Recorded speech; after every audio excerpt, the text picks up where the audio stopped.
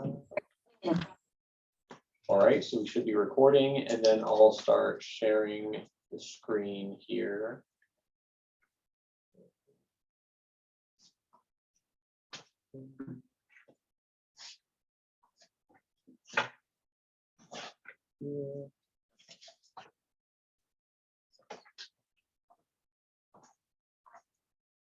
All right, and hopefully everybody on Zoom can see that PowerPoint well. Okay, so we are happy to be here. Armstrong Chamberlain has had a really great relationship with the nonprofit Chamber of Services for a long time.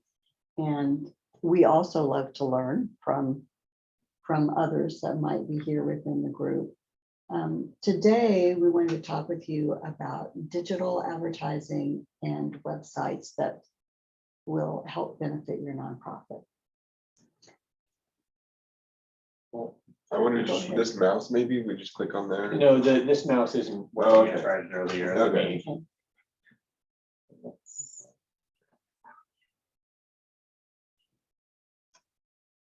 Do you want? There we go. Okay. Okay.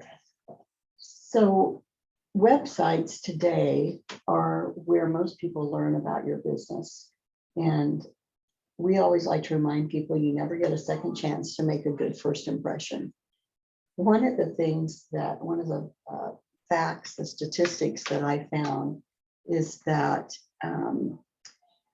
you have only 50 milliseconds. People have only 50 milliseconds to form an impression about your organization, and they generally form it based on that website. So when that first glance at that website, it's a 50 millisecond decision. And I was curious about how much time is that?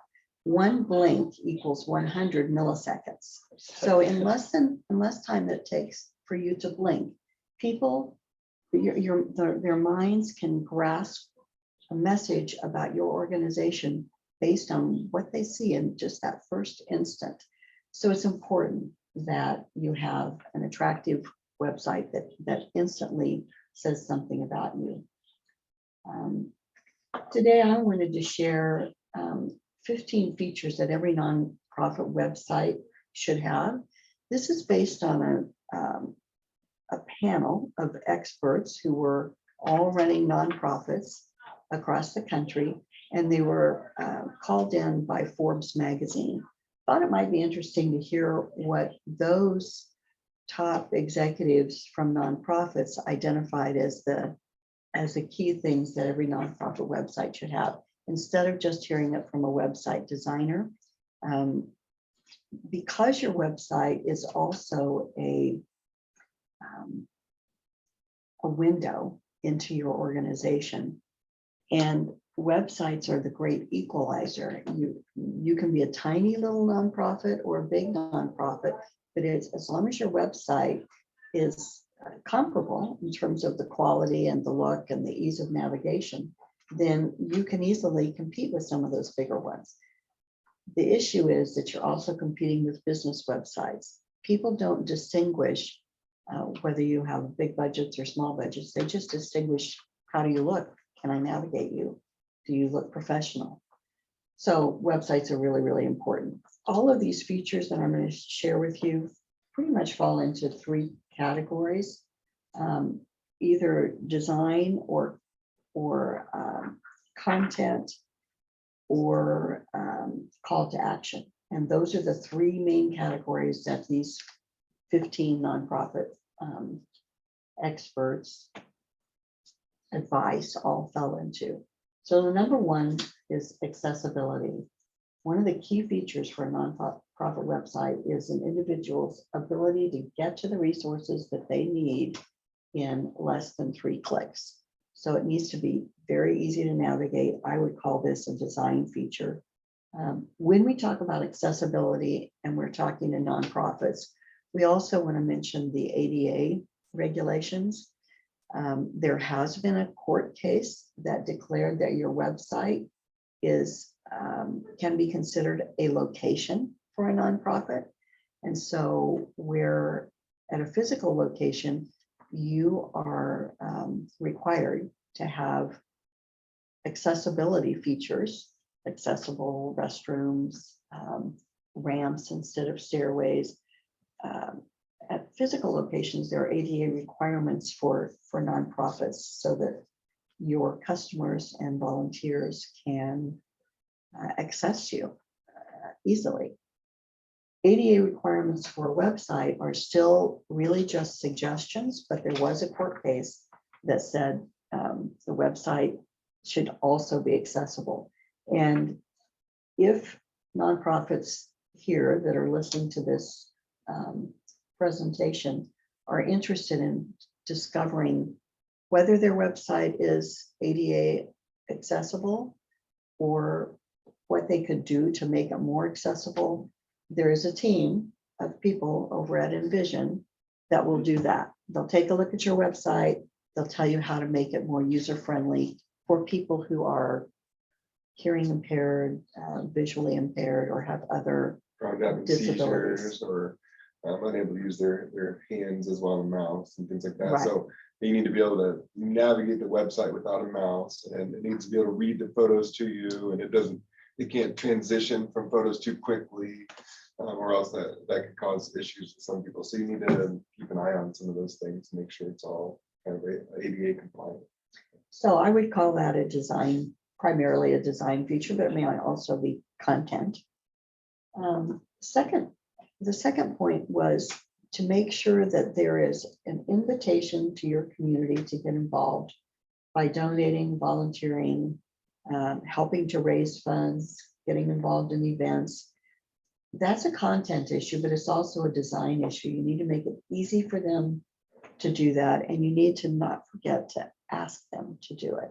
It's a call to action that's really important. Sometimes websites say what you do, but it doesn't invite people to come join you. Third point is logical navigation. This one almost seems like it doesn't need to be said, but it really has to be logical and navigable. And we've seen a lot of websites that are put together very quickly, and they almost read like a chronological history of the organization. People don't care as much about how you were founded and when you were founded, although that's important to have it somewhere on the website. That shouldn't be the most prominent thing. 74% of visitors say they get frustrated if they can't find what they need quickly, and they leave and they do not come back. Yeah, I mean, I can even speak to that, and like not even just nonprofit websites. When I was, in college, when I would need to maybe do some research on some website for something, sometimes they would have what I was looking for, but it just wasn't in an intuitive spot, and then it's just so frustrating. You have to search and search, and the more time you have to spend on it, the more likely you are to leave that site and look for something else. An explanation of member benefits. Don't assume that your viewer knows anything about you. You have to really tell them why they might want to get involved with you and what's in it for them, even if it's just feeling good that they were able to help others. You need to let them know, particularly if you have different levels of membership or participation. Sometimes there's you get a t-shirt if you donate this, or you get to be involved on one of our committees if you're giving at this level. Make sure you explain any member benefits. One of the things that the nonprofits recommended was that you consider a chat feature. I have to put the caveat out there that this does require staff, and a lot of nonprofits are pretty thinly staffed right now. So if you do a chat feature, which is very popular, you should make sure that you have the staff to maintain it. And Zach was saying that now some of the chat software. Yeah, they'll have you like Facebook Messenger on that. So it'll just be a little messenger box. When you click that, they'll send that straight and you get a notification straight to your phone, basically. So you can quickly respond to it no matter where you are. So that can kind of be helpful. So the staff member doesn't necessarily have to be sitting at their computer to answer the chat, but chat features say to those viewers that you care about them, that you are ready to answer their questions, that you want to have a conversation with them. And therefore, it's really a popular feature. Some websites have chat features, but they say, we're available to chat from 8 to 5. They restrict it, and that's okay too, except their website is open 24 hours a day. Call to action, we talked a little bit about making sure that you do have a call to action, but before you ask people to take an action, make sure you've told them some stories or shown them some pictures or somehow explain to them why they should get involved and all the good that you're doing with your organization. It can't be the very first thing you ask. If someone gets on your website and the first thing is donate here, they feel that all you care about is their money. So don't forget to tell stories about the good that you're doing and the difference that it's making in the world. Mobile-friendly designs. Websites today absolutely have to be mobile-friendly. More people view websites on mobile certainly than on their computers.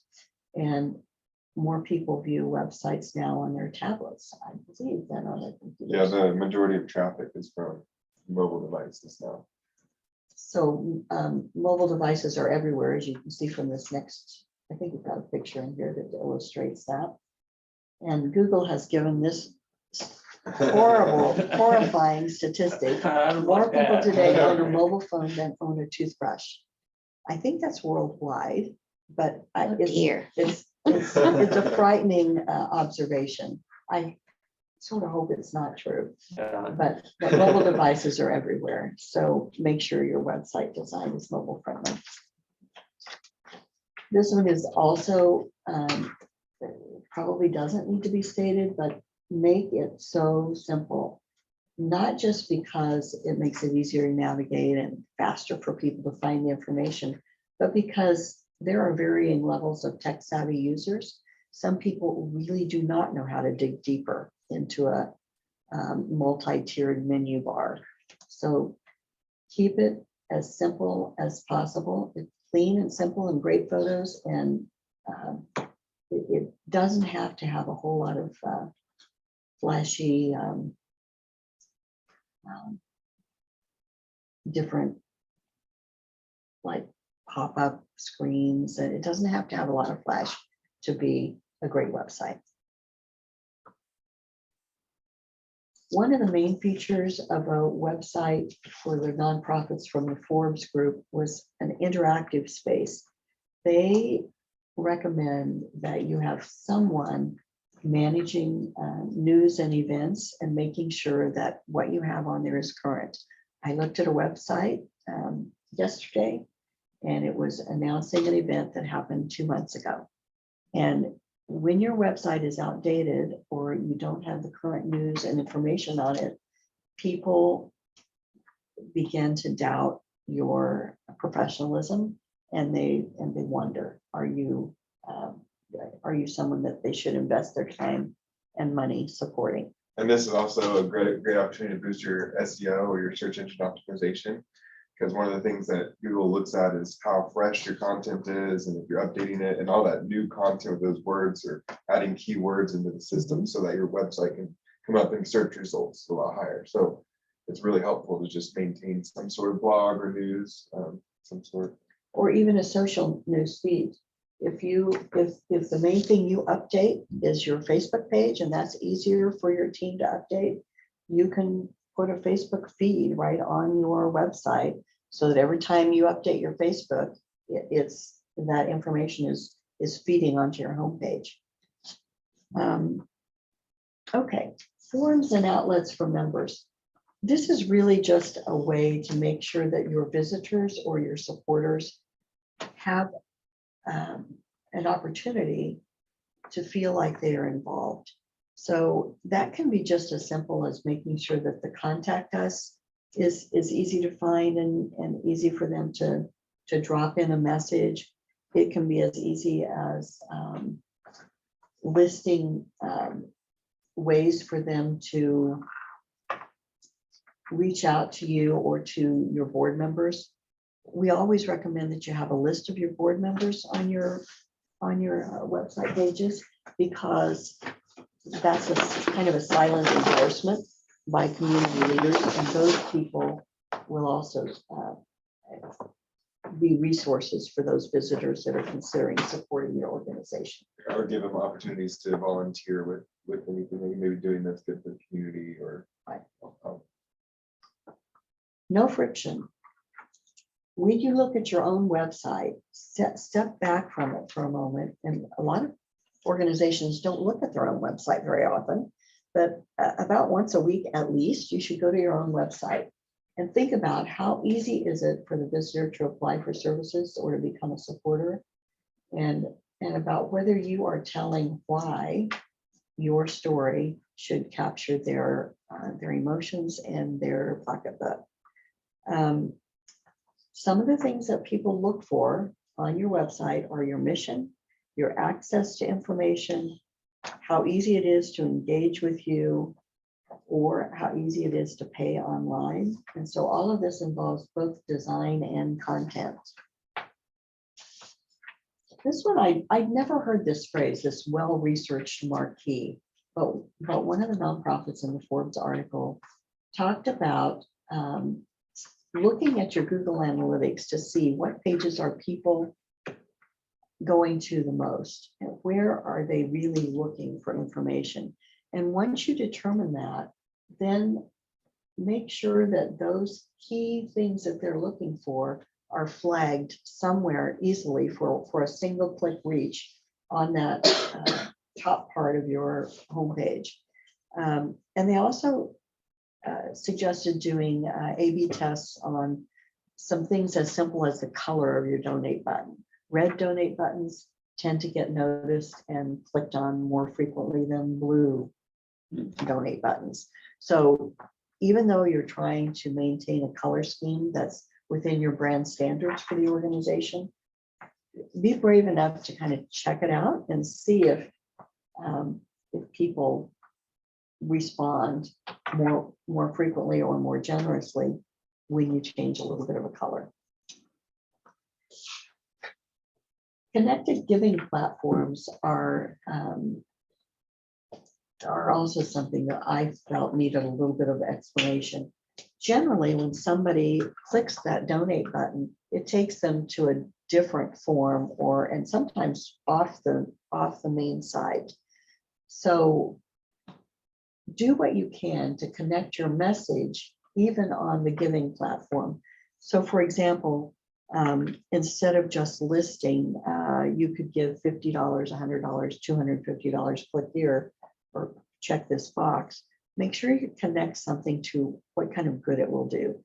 So for example, $250 provides food for 10 families for a month, or give them a reason that they might want to go up a level in their giving, and connect their giving to the good of the organization.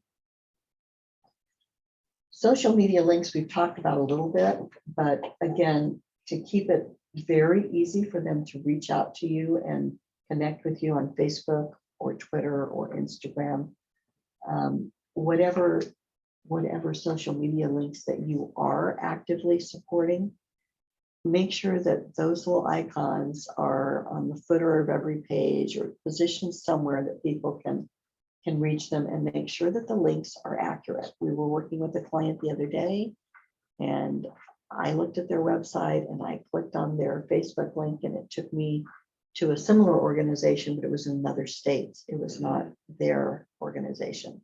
So a lot of times if a nonprofit is using a national template for their website, they can miss those important links. And I know there was an organization that I was looking at to some of their partnership opportunities, and there's something that came up at the top of the page that was just kind of there that was like, oh, if you're returning, come log in here. And I would click log in here, and it would be like, you can't log in here. Like it wouldn't say wrong password. It would say like, this doesn't work. Right, And so I reached out to them and was like, hey, I'm having some trouble with this. And they were like, oh, that doesn't work. We need to fix it. So I wondered, how many, how many people got that issue before it was brought to their attention. right. And then they just turn away. They didn't take the time to call like you did Yeah. to alert them. When we met with this client, they had no idea that their Facebook link was wrong. Yeah. And they appreciated us sharing it. I hated to, because one of our first meetings with them, and you don't want to go in and be critical, but they need to be aware of it so they can fix it. In this case, I don't think they're even able to fix that because it was using a national website where they were all within the same, and it was the footer. So that footer just crossed everything up. So Right, so Kind of I'm an not sure issue. how they'll solve it. One last thing about social media, though, and I know we're not really here to talk about it today, but I think it's also really critical that you only promote those social media links that you are actively supporting, and don't take on more than you can really do. It's better to have only the Facebook link if that's the only thing that you're maintaining, than it is to go ahead and have all these other links and have it not take you somewhere where there's new information. The last one they mentioned was the events calendars. Today, there are all kinds of plug-in calendars that are really easy to use. And this is another way of boosting your search engine optimization, because it has new information on it. And you go directly to the calendar. They can click to volunteer, or click to donate, or click to sponsor. Events calendars are inherently an invitation to take an action. And they can really boost your search engine optimization, because they have a lot of activity going on them all the time. and a lot of times if those dates in that event correlates with another website like Eventbrite or wherever you might have it, then that information all kind of collaborates on the web together, and it makes it more relevant. So it just makes your website more relevant overall. Kind of works as a synergy amongst your social media platforms and your other places where they might be posting about that event.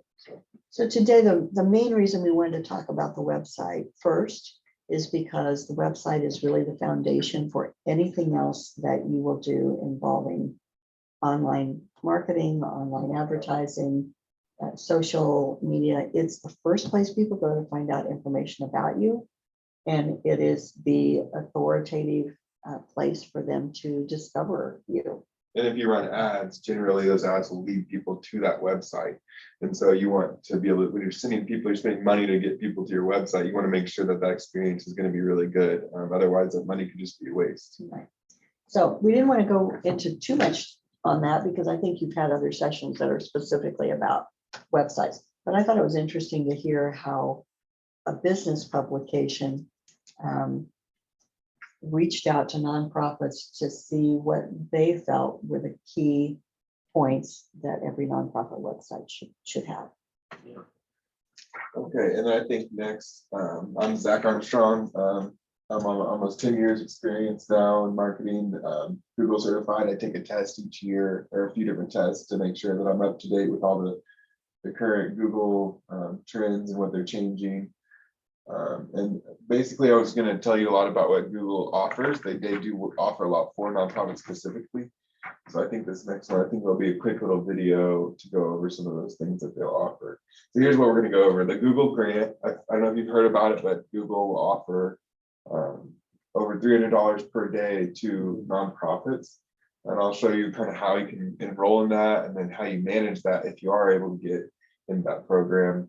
And Google for nonprofits in general, they offer, free email. They offer everybody, but they offer some extra storage. They'll let you connect your website to that email, so you can email whatever your website is, and go through Google. That way you can have that server for free. Google Docs, it's a number of different tools you can use to collaborate with each other. Then you have Google Analytics to monitor your website and optimize it. And then we'll go over a little bit of Facebook and Instagram ads.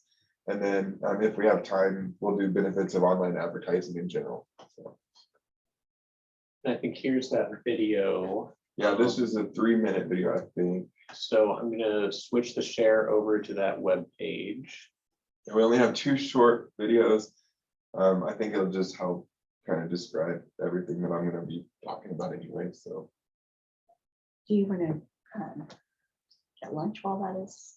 going on, Yeah, or if do you you guys, want- the lunch is right there if you guys want to pull. It's a really short video.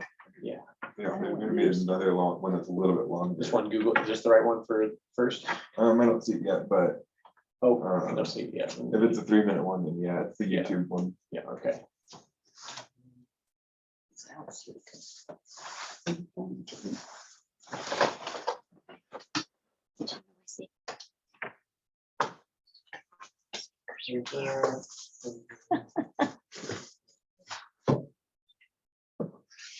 I might say one interesting thing about YouTube is Google owns that as well. And so all of those search results are all combined and the YouTube videos come up first in the Google search results, and YouTube's the second most search engine. So it is also one of those free things that you can start uploading videos to and have a presence online with, and then link to in your website, or embed those YouTube videos on your website for free. So. And for those online, I'm going to start the video here in a moment. If you cannot hear the sound from it, let me know and I can try and fix that. Because sometimes it's that, but Nonprofits are building a better future for everyone. Whether your organization focuses on bringing clean and safe drinking water to everyone on the planet, or caring for people in your local community, nonprofits like yours are making a difference every single day. But nonprofits also face a unique set of challenges. How to manage volunteers and operations on a limited budget. How to raise awareness about your organization and mission through storytelling. And how to drive more engagement from donors to fundraise for your nonprofit. We believe that every nonprofit should be able to focus more energy on making an impact. Our mission at Google for Nonprofits is to equip nonprofits with the best of Google tools at no charge in more than 60 countries around the world. Your nonprofit can collaborate and communicate more effectively with smart, secure business apps from Google Workspace. With Gmail, your nonprofit employees and volunteers can send email from your nonprofit's custom domain. Teams can stay connected from different locations by using Google Meet and Chat. And you can access and collaborate on documents from anywhere with Google Drive. Increase your productivity so you can spend more time serving your cause or community. Through Google for Nonprofits, eligible organizations can receive free advertising to run ads on Google Search with Ad Grants. Ad Grants enables your organization to appear in ads on Google Search when someone's searching for topics related to your mission. Your nonprofit can receive free advertising to raise awareness, reach donors, and recruit volunteers. Tell the story of your organization through video to create an emotional connection to your cause. With YouTube, nonprofits can expand their audience, reach new supporters, and connect viewers to their mission. And finally, imagine that your donors and supporters could see exactly where their donations are making a difference. With Google Earth and Maps, nonprofits can create compelling custom maps that help tell their story to the world. Nonprofits are changing the world. We are here to help. Learn more at google.com/nonprofits. Okay, so yeah, that was just the intro video. I didn't realize that the special offers they had for nonprofits. Hello from Google for Nonprofits. Oh, it's auto. Today, we'll be talking. Yeah, and then there's gonna be another video after I'm gonna go over Google Grants and just kind of tell you how to get involved with that, how to apply. Usually it'll take 2 to 3 weeks to get that all going, and once you are, then you'll be given free money to start doing spend. It does take some time to manage, so. All right, let me. should we keep going, you think? Yeah, let me pull up the share again. And share.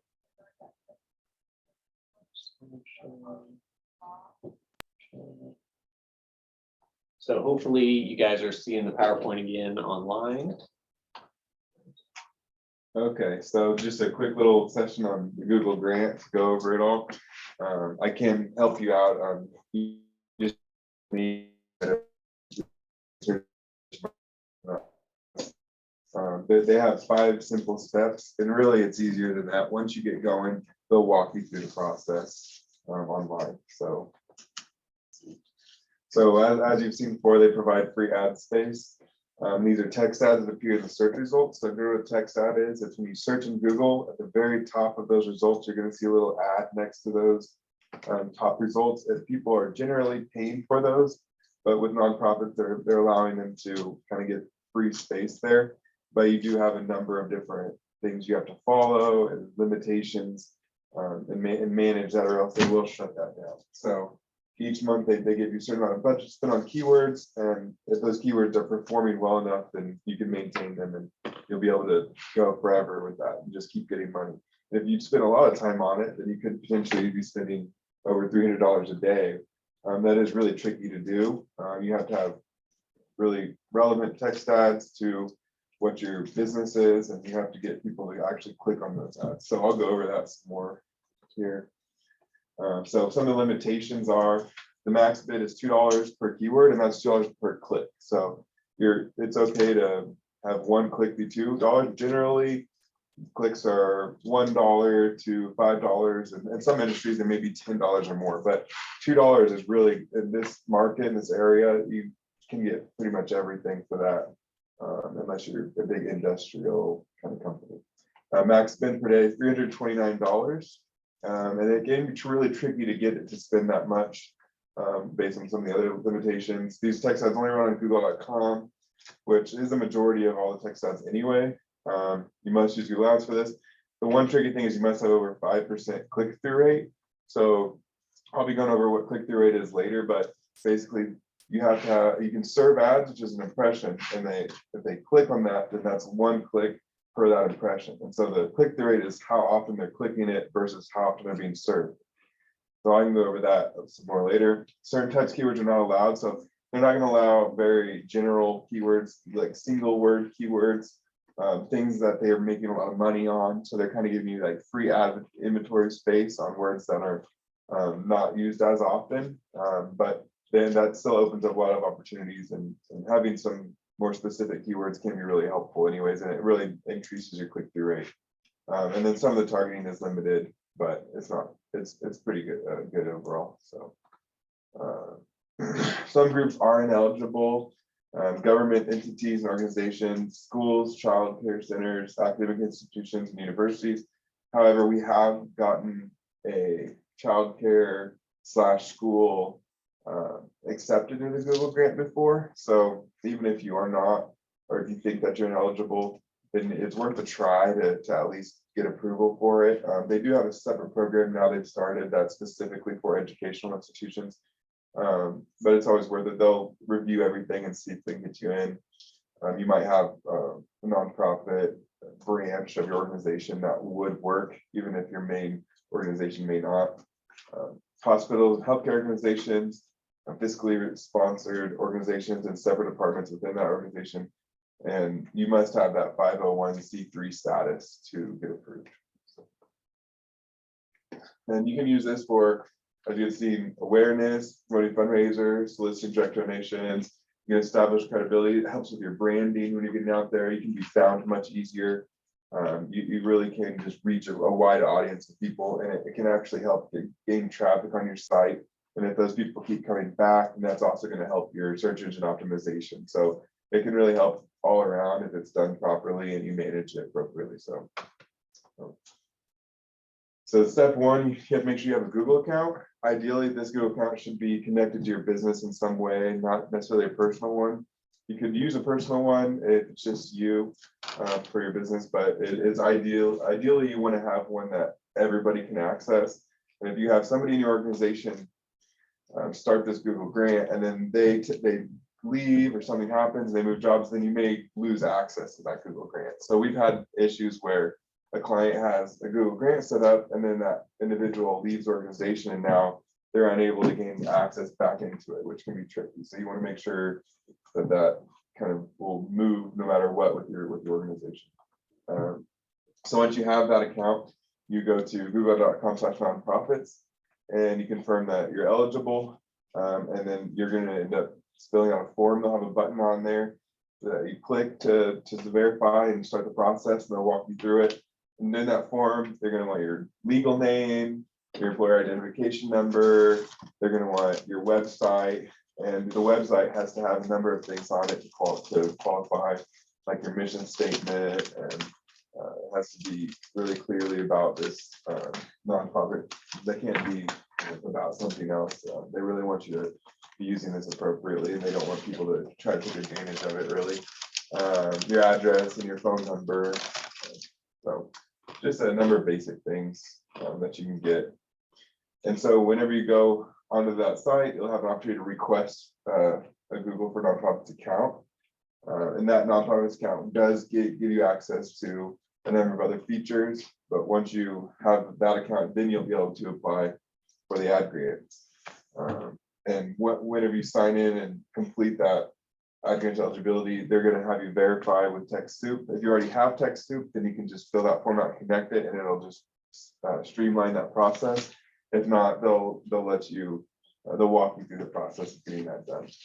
So, and then once you finish all that, you're going to submit the activation. It does take about 2 weeks for Google to review the application, and you just wait patiently in that email that you added, and they'll send you an email telling you if you're approved, or if you weren't, then what you need to change in order to be approved, or if you can be approved. Maybe your organization is not eligible. So, and then after that, inside that email, you're gonna just click the link that they've approved you, and then they're gonna give you instructions, and you just follow that to finalize activation.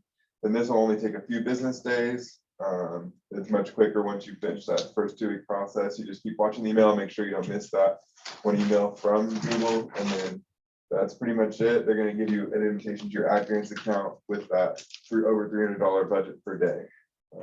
So when you start getting in there, it can be kind of intimidating, but I'm going to walk through a little bit of what it's like to manage that account once you do get in there today. So now we're just going to do a quick video, just show you visually it's a demonstration of everything I walk through, so you can see, how easy that process is, and it's so you actually know exactly what to look for while you're doing it. And this will be the last video, I believe. So, All right. So again, if the sound is not working, let me know. But I'll go ahead and start playing now. Google for Nonprofits helps you spread the word about your nonprofit's mission, engage new supporters, and fundraise in more ways online. One way Google for Nonprofits supports nonprofit work is with programs like Ad Grants. Google Ad Grants is a digital marketing grant program.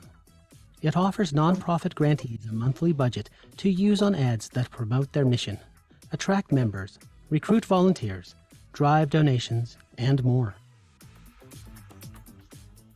When you qualify for Ad Grants, you'll receive a monthly grant to create text-based ads.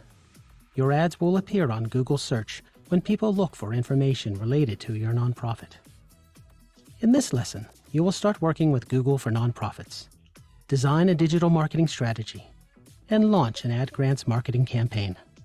To set yourself up for success in your digital marketing campaign and maximize your organization's impact, complete the following requirements for ad grantees. Request a Google for Nonprofits account. Activate the Ad Grants program. Maintain a secure, high-quality website. Build digital marketing campaigns that support your mission and actively manage your Ad Grants account. To get started, complete 2 linked account activations, one for Google for Nonprofits and a second for Ad Grants. These accounts work together to give you access to Google tools and resources. First, navigate to google.com/nonprofits and confirm that your organization is eligible for an account.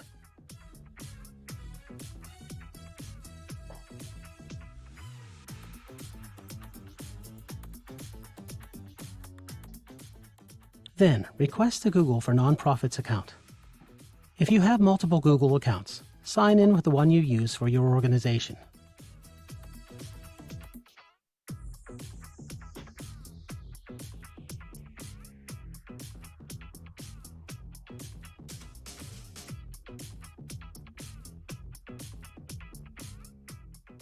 First, you'll need to answer a few questions to determine your eligibility.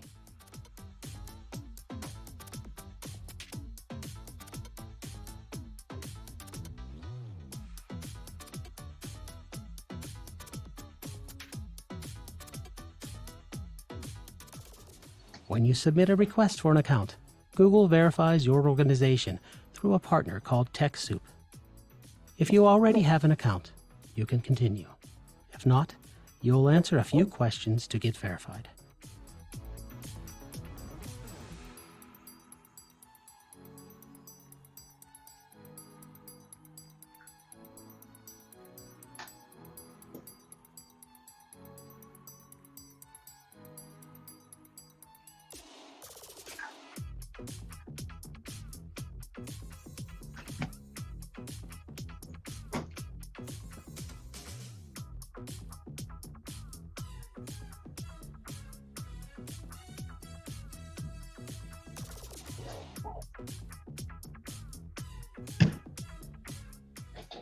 In order to verify your organization, you'll need to enter the main email address associated with your organization and website.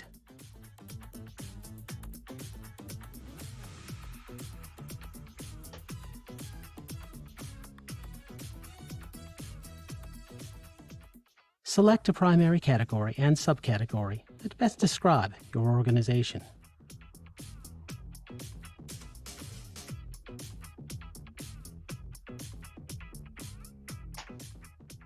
And enter your nonprofit ID.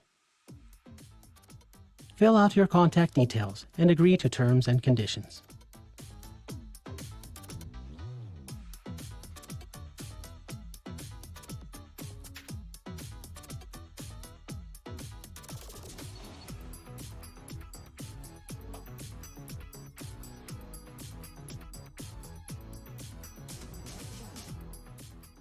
It can take a couple of weeks for your organization to be reviewed. Google for Nonprofits will email you to let you know the process is complete.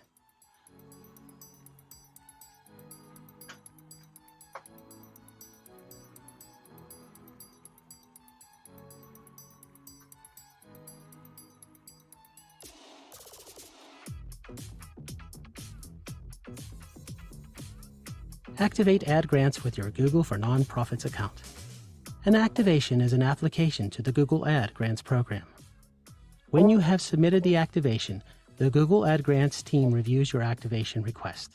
If it is approved, you will receive an email with an invitation to your new account. Next, complete an Ad Grants eligibility form to get started with your grant. The eligibility form follows the Ad Grants program to identify and support your organization. Provide the most complete and accurate information you can. When your eligibility form is complete, return to the Google for Nonprofits homepage. Verify that you completed the form, and activate your grant to submit your organization for review. Allow a few business days for Google to review your activation. Then, check your email. Accept the invitation to access your new Ad Grants account.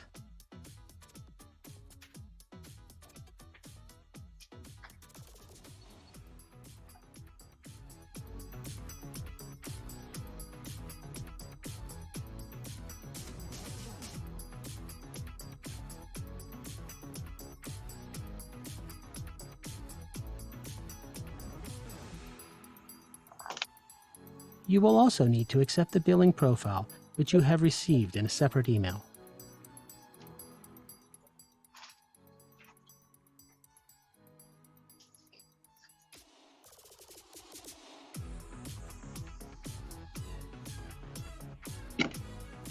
Now, it's your turn. Navigate to google.com/nonprofits. Request a Google for Nonprofits account. Complete the Ad Grants eligibility form. Submit your activation, and accept the Ad Grants invitation.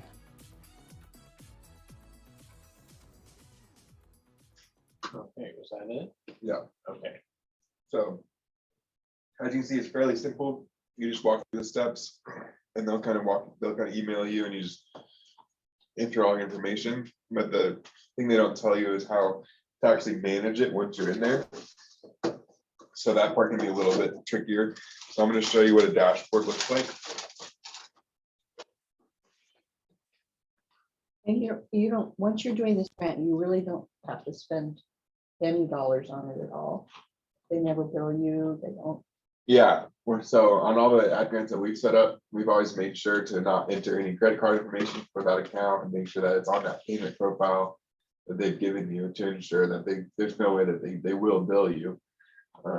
And it can kind of just run, once you get it to the right point, it'll just kind of go on its own. And we've had some that have gone for 2 years without any issues, kind of doing a little bit of tweaks here and there. But if you do reach that point where you're not hitting the requirements, they'll send you an email and they'll tell you, if you don't fix this, your account can be shut down in 1 month or 2 months or something. And so you kind of go and make the changes that they ask you for, and they will have some reps there usually that can help you walk through and change the campaign accordingly. They might even just do the changes for you while they're on the phone with you if you give them access. So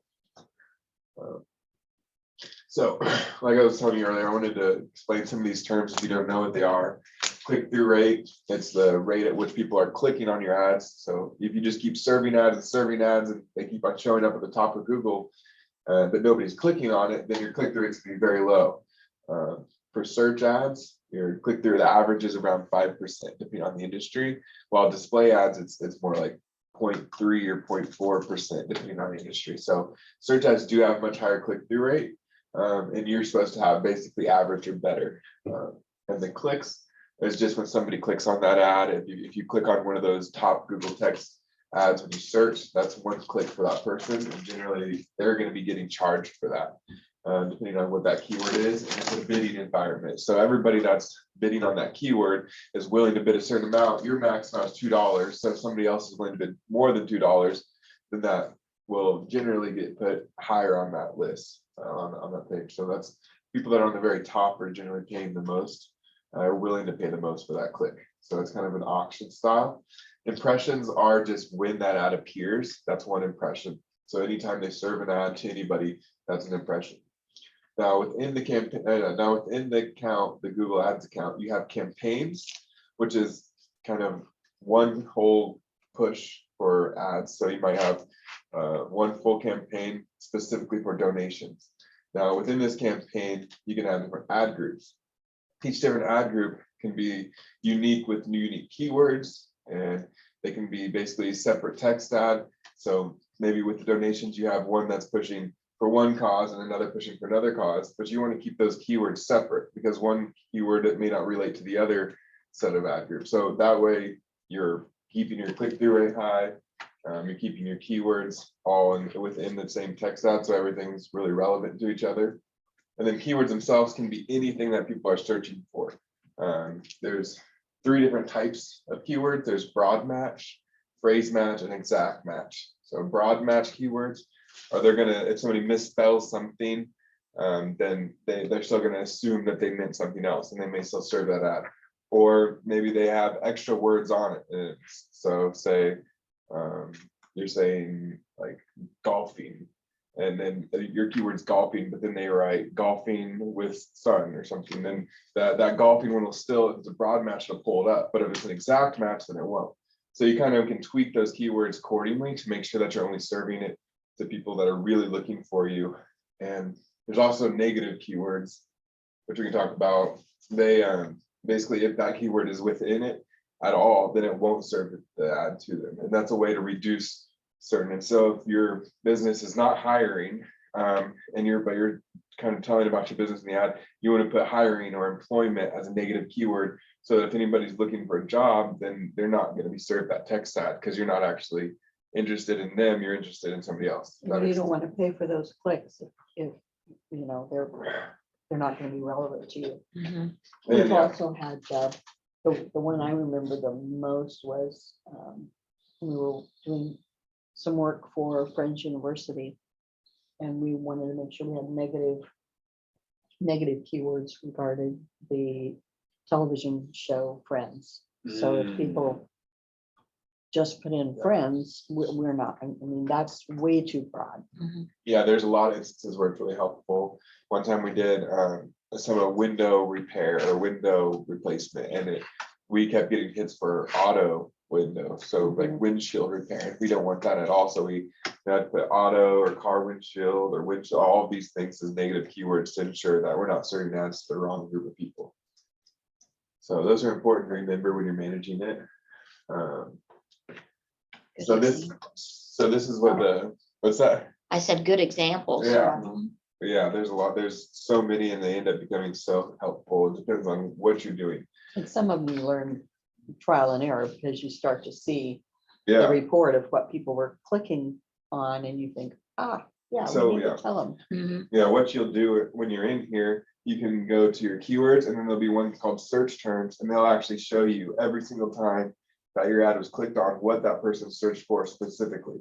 So you'll start to see in those search terms, things that should, well, I didn't want this person, this person is not image, I'm not interested in them. And like, that's completely different than my business. And then you'll know I need to add a native keyword. They'll actually give you the option to select that from the drop down, say I add all of these native keywords, or if they're finding you through a keyword you don't have, then you can add that to your keyword list.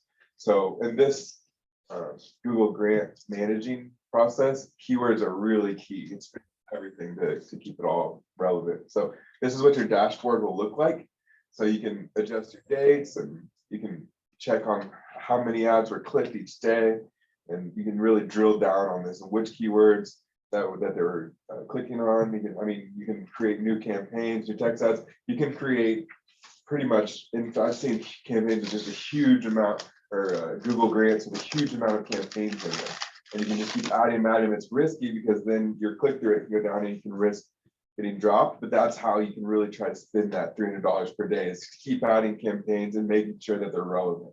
It can be fun if you have the time to do that, and you can really start to get good job and utilize this the best possible way. But a lot of people don't ever use that full amount that they allot you. It's tricky with the limitations that you have. I've seen people that just spend a ton of time trying to do that and they still don't reach that full amount. And so the next one I'll show you, I believe, is campaigns. So you can see on that left part of the dashboard, this is where all of your different options are to adjust. And there's one that's for campaigns. And then you'll basically want to create a campaign. Then you'll want to figure out, do I want donations? Do I want to promote a program that I'm doing? Do I just want to see if somebody will utilize my services, or any of that? You'll decide, and then you'll start that campaign off. You see it's set to maximize clicks on that campaign, and you want to basically do that in order to keep your click-through rate up. And then when you get in here, there's ad groups within those campaigns. So I think this next one will be ad groups. And I don't know if I might go through this too fast. And if you have any questions or anything, just let me know. And I can. So within this, we have some different ad groups that we were trying to advertise. This example, there was a Make with Paint program that we were trying to advertise, where it's different video programs to teach people how to paint. And then there's just a general ad group within here called the Foundation. So we just wanted to promote the foundation and the cause, and reach people that may be interested in volunteering or donating. And in both of these, we have our click-through rates very high, and in order to do that, we had to limit our keywords. So we'll put in a whole bunch of keywords at first and see which ones are really relevant, which ones are doing good with our text ads, and then go through there and limit any ones that are not reaching that click-through rate, which it can take a lot of time to manage it and adjusting your text ad to make sure that it's really relevant to that keyword. So you'll see on this next slide, I'm going to show you the actual keywords. So within each of those ad groups, you're going to have your own keywords. So in this case, I'm showing you these 4 that are performing well enough to keep this account active at all times. And these ones have performed really well. We haven't had to adjust them for a very long time. We can try to add some here and there and kind of turn them on. Sometimes you'll get one that's, they say they're first or second rank of the keywords, and they'll turn it off. So you can kind of turn on some of those good ones that are really high demand. A lot of people want things that just are painting, and then they'll kind of warn you and say, okay, no, this one's performing so well in general that you need to turn that keyword off. But you kind of have some leeway in there, so you can add a bunch of keywords and see what's hit or miss and just keep an eye on it. But in this case, they don't really like you to use single keywords by themselves. They want you to include one or more, or two or more words within it, which can help you be more specific and help you reach those people that are really looking for you. So if I just had painting, people are looking for all kinds of stuff with painting. So it's bound to just keep on serving impressions Houses or walls. and not get enough clicks. Yeah. And this is more of an art group. And so in this example, between August 1st and August 16th, we had 573 impressions with 32 clicks. And so when you divide those two numbers, it gives you 5.58% click-through rate, basically. So on the average of all of your click-through rates, they have to just stay above that 5%. Now, when you first start the campaign, they give you a 90-day period where it's okay if you're not hitting that. But after that time, they're really gonna come down on you, and they'll start sending you a lot of emails, threatening to shut your account down if you don't fix it.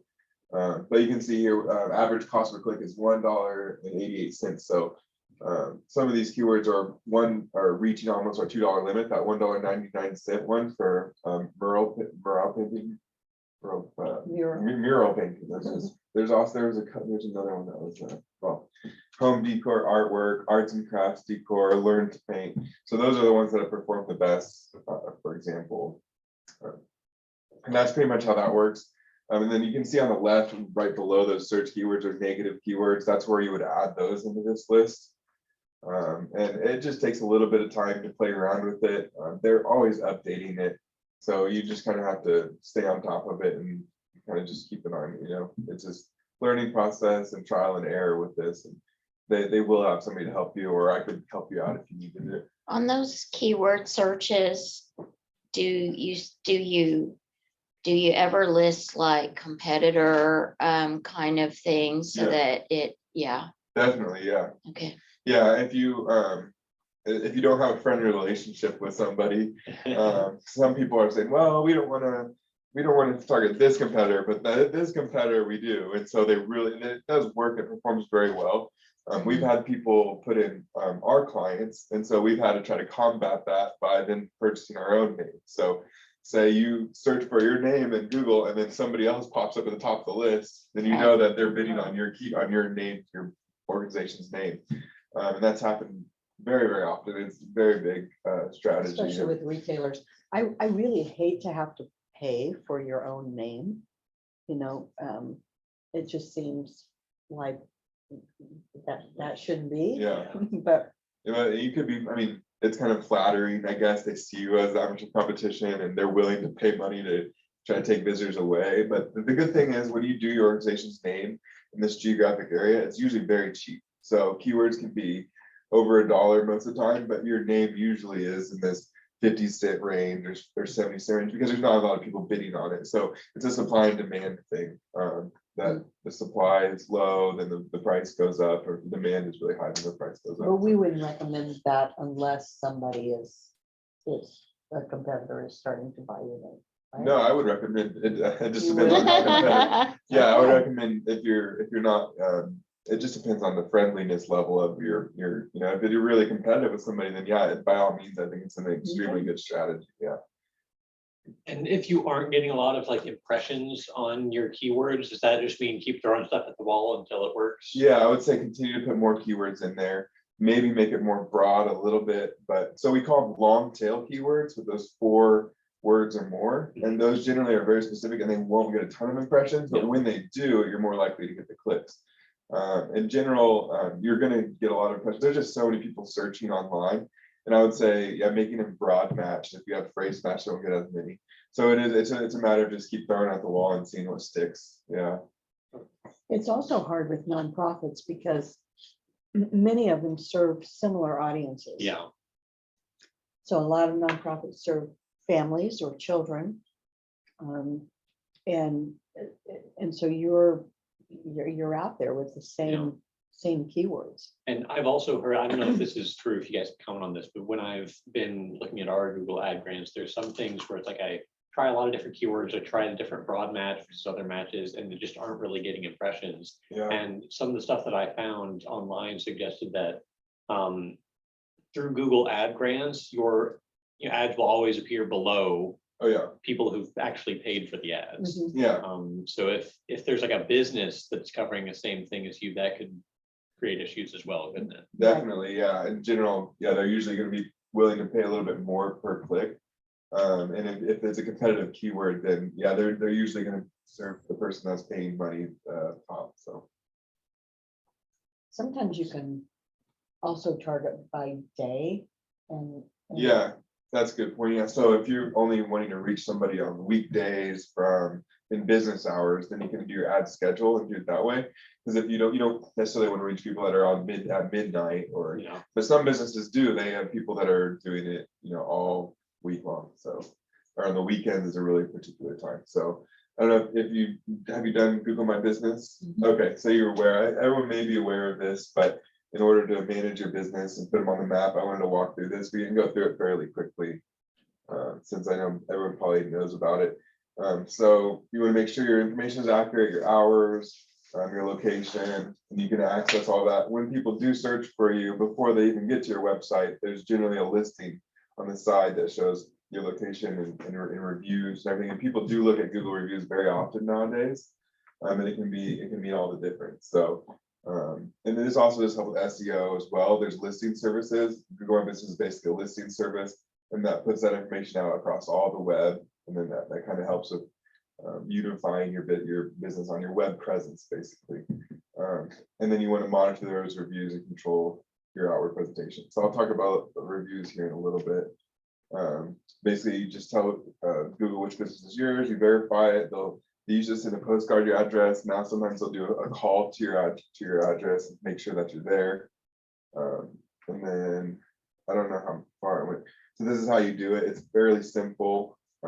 This is what it looks like when you go to google.com/business and when you're signed in, and you'll just type in your business name and you'll continue to find it and you'll verify it. Now, once you have your listing, maybe many of you already have it. This is kind of what it looks like, your dashboard. It's similar to the dashboard, but with on the left, you have all the different options. So you have your home, you have your info, and your reviews are the main ones that you're going to want to do. And then your photos is pretty important too, because that will pop up.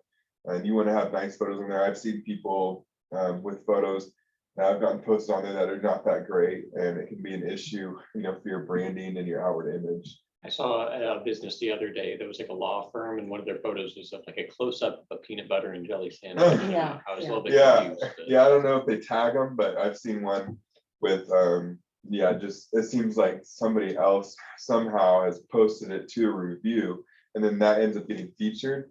And so you kind of want to control those. You want to have the ones that you want on the top featured one. So if you don't put any in there, then some people can post photos at your establishment and then tag it to it. And so you want to have control of that. So in this example, in the info, you have an option at the top to put these different topics or categories, which these are all really good for SEO. So when they're searching for these terms inside the search engine, this is going to tell it that you're related to these different terms. So that's really important to do.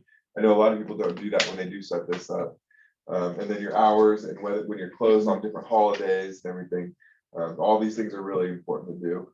And then the reviews, one thing I want to talk about with reviews, even if you already have this Google My Business set up, it's important to respond to negative reviews. So you always want to respond, because if you just let that negative review sit there or you try to get it removed, they're not going to want to remove it for you if you haven't responded and tried to work it out with the customer. And it's really an opportunity to show your integrity and your willingness to work with that individual on whatever their issue was. And so is it just a misunderstanding, or how can we fix it for you? Or, I'm sorry that this happened. It's really crucial to do that, because while you might have a majority of positive reviews, people really tend to look at those negative reviews.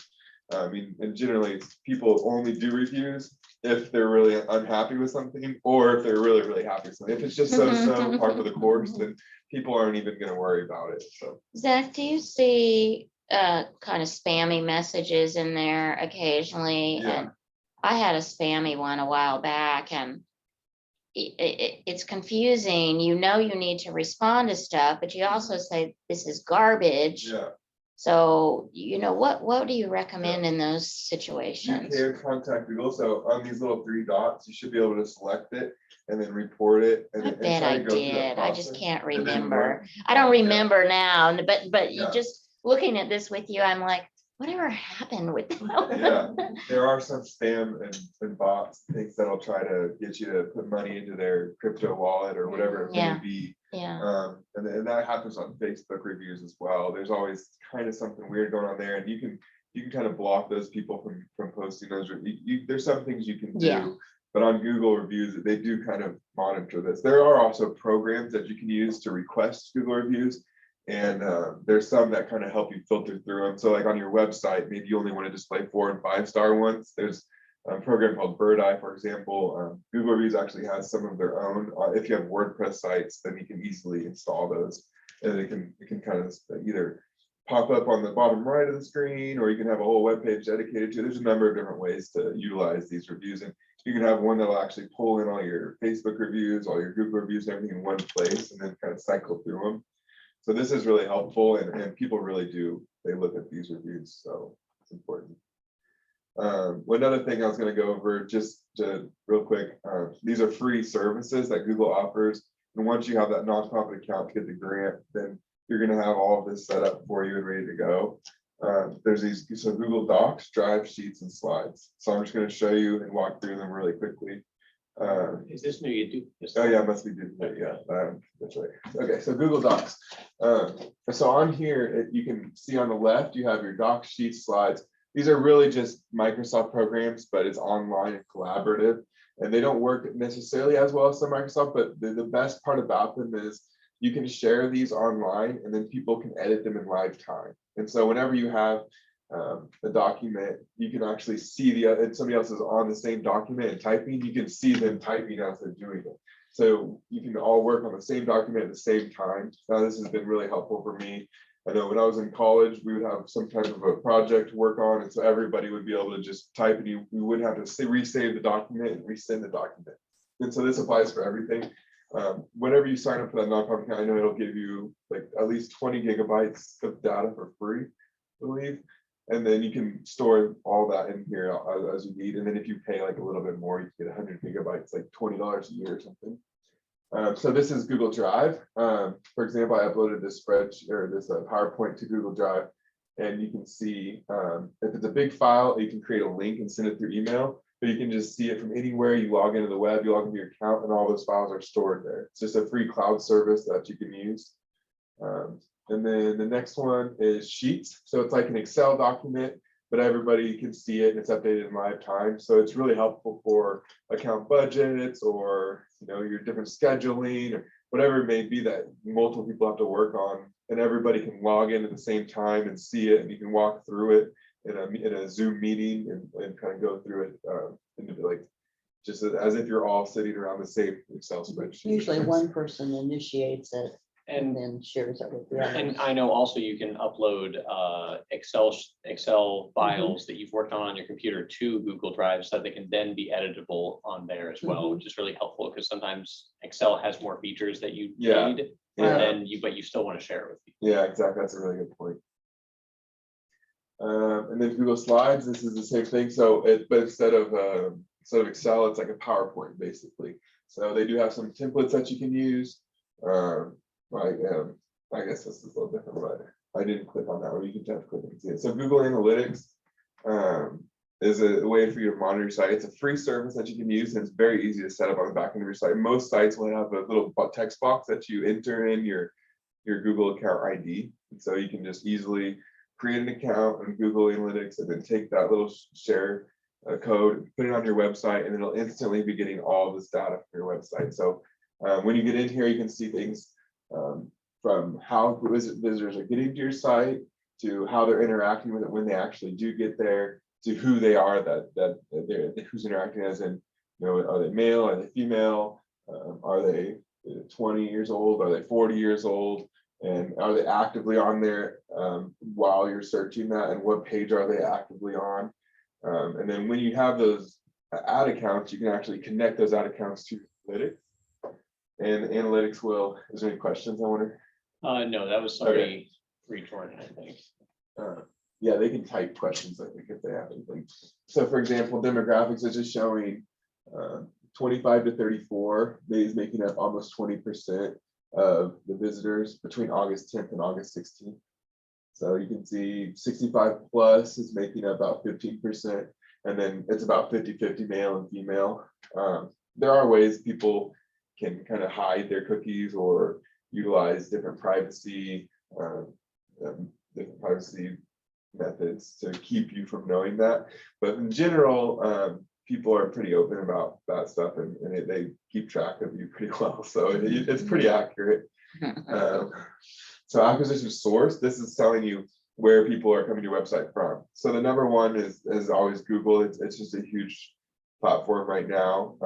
There's DuckDuckGo, number 5. There are a lot of people have started using that one. It does have a little more privacy on it, so that's people have turned to that one that are a little more weary of their information being taken.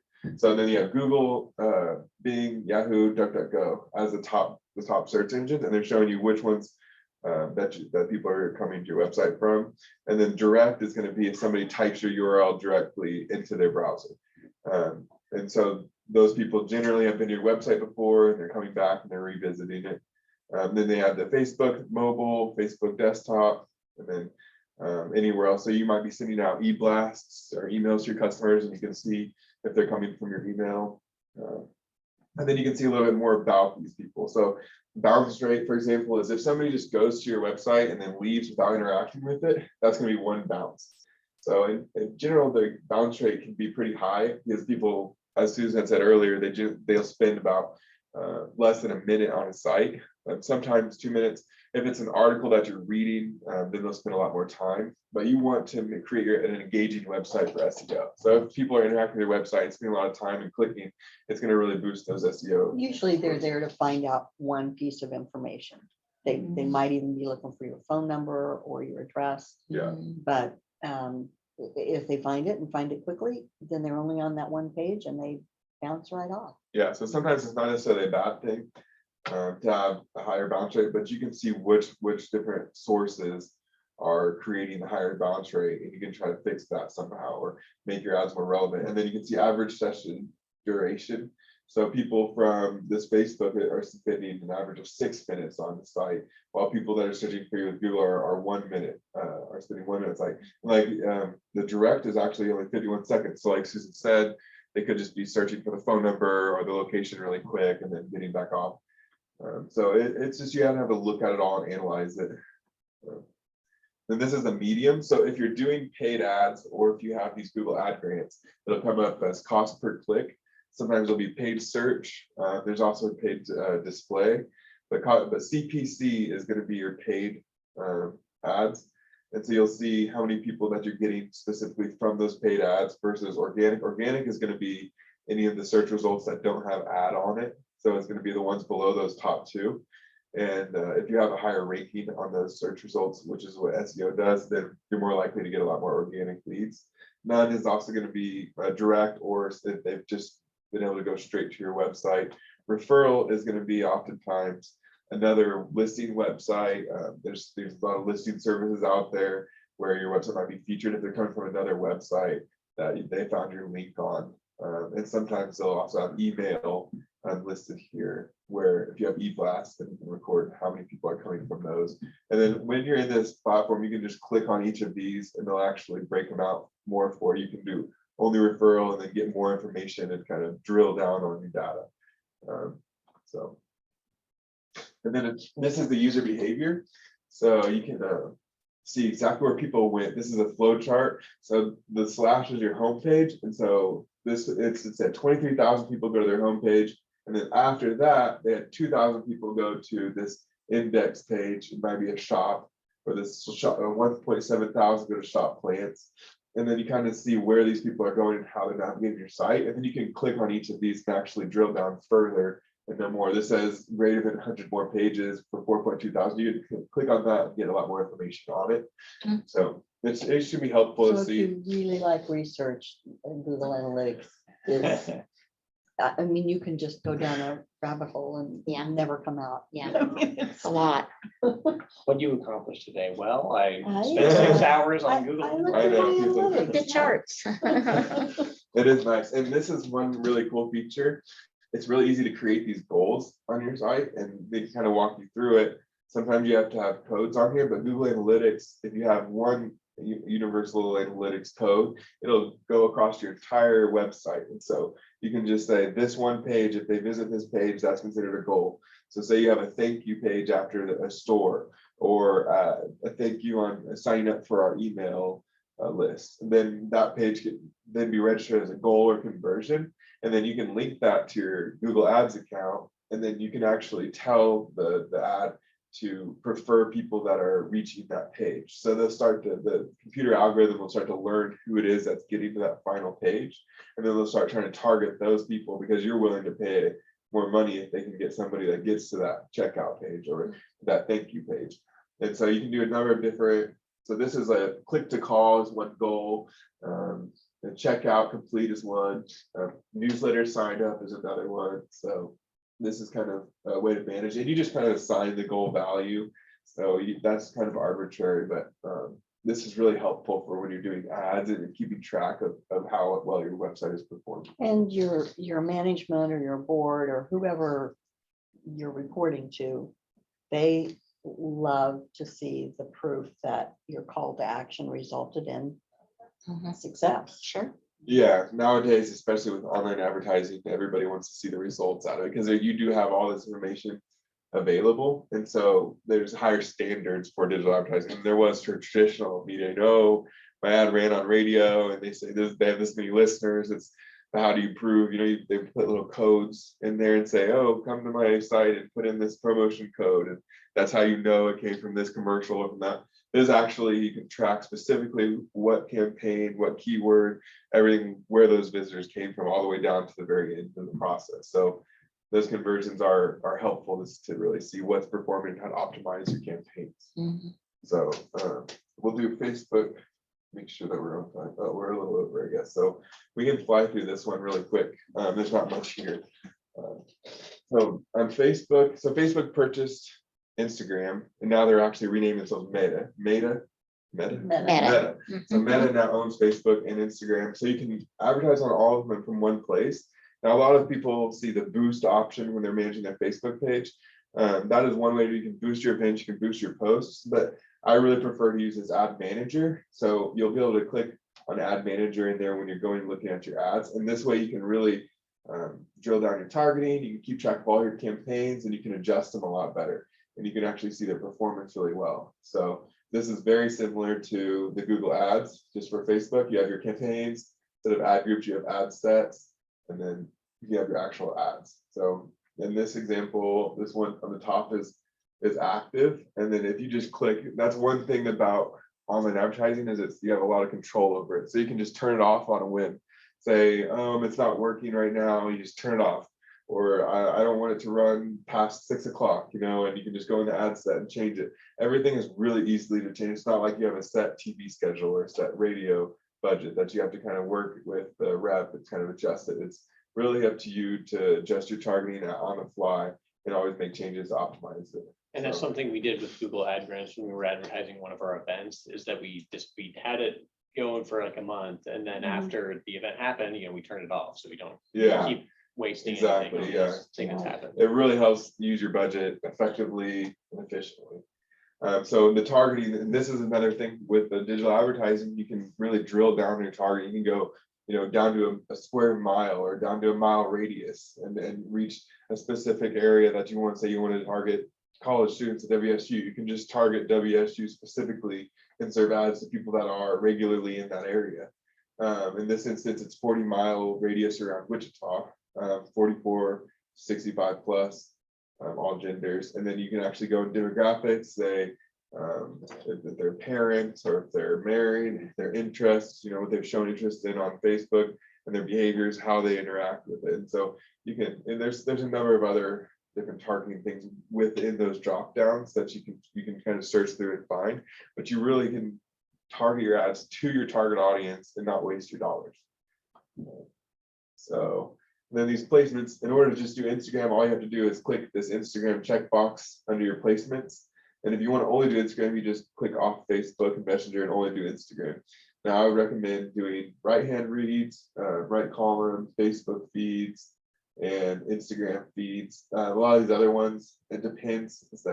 People maybe watching videos and it's kind of like a commercial between the video, and you may not want to do that. But one good thing about Facebook is generally people aren't looking for anything specific while they're browsing it. They're just kind of open-minded and willing to interpret it how they, so you're kind of an opportunity to reach somebody when they're willing to look at your ad. While when people are searching for something else on display ads will kind of put stuff in their face, but they're actually just looking for something specific on the internet. In this case, they seem to be a little more susceptible to your advertising. These are the ones that come up and it says sponsored, but it's Yeah. right there in the feed, Right and there in you the feed or- you can get tricked even that it's like your friend's post. You're wait a know. minute. Okay. Yeah, and I've Especially if noticed, they're designed like that with a primarily a photo or some Yeah, kind of yeah. email message or something. yeah, and they really do hone in on who they need to reach. And I've bought so many things on Instagram that I just didn't think I ever needed, and then I saw it and I was like, oh, I wouldn't have ever seen this before, but it's so cool. They got you know? figured out, Sal. Yeah, I know they do. And I feel I used to think Facebook wasn't working so great, but now I've noticed it's really been doing much better now. I think they've been targeting much better and kind of reaching the right people. Some people don't like that, feeling like they're being targeted, but I think it's convenient. I mean, I get a lot of things for books and I might not even know about that book if it's like somebody did the research for me and just set it in front of me. Would you Yeah. like to buy this? I It's definitely appreciate it. convenient. You do have to have willpower though. Yeah, and it's also, it can also still be a little bit spooky when you're talking about something with somebody and then Uh-huh. 10 minutes later you check your phone and it's advertising it's that to there. you and you say, Yeah. well, They just did that to me. Yeah, we were offered, we've met with people that do that specific audio targeting. And I was like, well, maybe they don't do that. And then it's like, yeah, it's real. They really do listen on your phone and they can hear what you say and then they can target based on that. We don't do a lot of that. I kind of worry about some privacy concerns, but I mean, I probably would if it was really helpful for a certain client or somebody, but that option is out there and they're using that more and more now. Some of it is also just a natural human reaction. When you are thinking about buying a Jeep, you see a lot more Jeep advertising. Yeah, It might have been yeah. out there the whole time, but your brain is sorting it for you. Yeah. So some of that, I mean, But Instagram does have option to access your microphone. And so if you let them access your microphone and Facebook Messenger and things, they will utilize that. And this is ad creative, so it's really neat. You can see how your ad will appear on Instagram, how it will appear on Facebook, in the right hand feed, in the news feed, and maybe in the stories. And then you can adjust your media accordingly depending on what it is, whether it's stories, reels, or search results.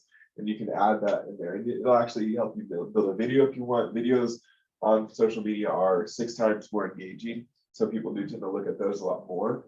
But you can do slideshows. I mean, there's the possibilities are really kind of limitless. And YouTube just released a new program, or Google released a new program where they can build videos for you on YouTube and then advertise through YouTube on there. So it's like you don't have to have this big video budget now to make a video. You can just kind of upload it all to the system and it'll help walk you through that. So and then the primary text and your headline, and you'll just kind of walk through those and it'll show you where it is going to appear on your ad over here on the right. Click through and make sure that you have the correct sizes.